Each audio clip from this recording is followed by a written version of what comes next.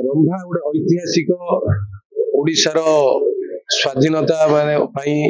एक राज्य गठन प्रथम बीज एंतुड़ीशाल महाराजा हरिहर मर्दराज नेतृत्व रे जो गठन होता गंजाम जातीय समिति आरंभ होता आलोचना माध्यम उत्कल सम्मिलनी 1903 कटक मधुसूदन दास नेतृत्व यही समय जो मैंने जोग देते जहाँ आधार करी आज भारत वर्षर एकत्रित करिथिबा से गौरवमय तथा लौह मानव सरदार वल्लभ भाई पटेल 150तम तिथि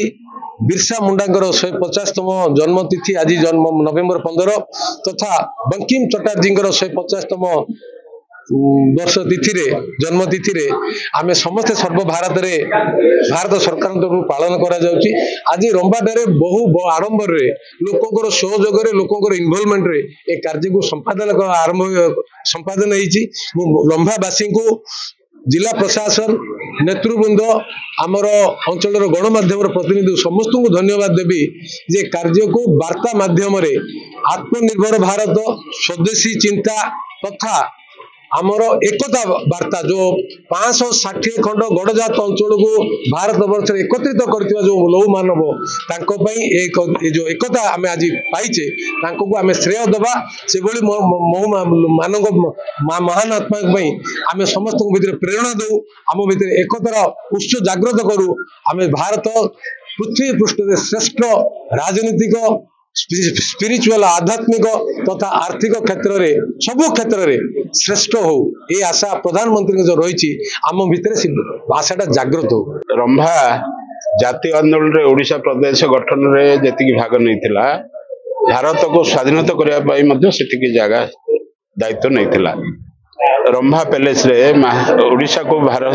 महात्मा गांधी 8 थर आसी 5 थर गंजाम जिला को आसी 2 थर रंभारे आसिक रात्रि यापन कर नेहरू शास्त्री जी डॉक्टर राधाकृष्णन वल्लभ भाई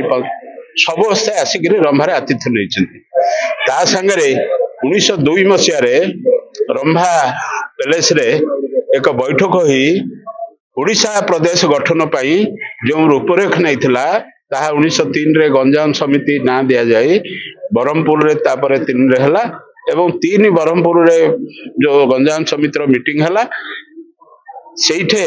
मधु डिक्लेयर कले जे उत्कल सम्मेलनी एवं उत्कल सम्मेलना रे उद्गाता पड़िया कटक रे 1903 रे हला। सरदार वल्लभ भाई पटेल 150तम जन्मदिन उपलक्षे एठी जो बड़ी भावे जिला प्रशासन जरिया रे एठी डॉक्टर प्रदीप पाणीकर उपस्थिति रे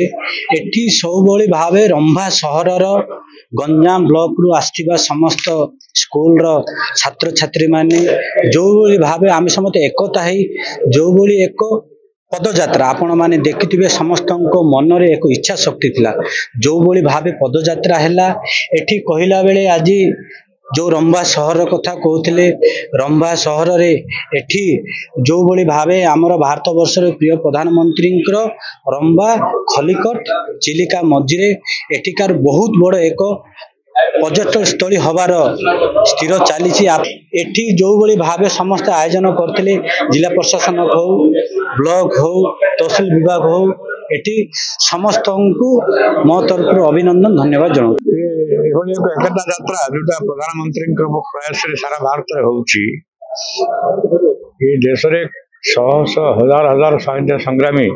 संग्राम करी जीवन निजक अर्पण करी स्वाधीनता आनी भाईचारा स्वदेशी मनोभाव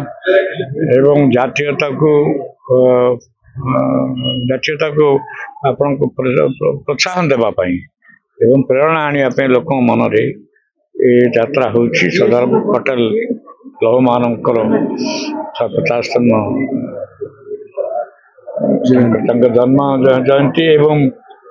वंदे मातरम विषय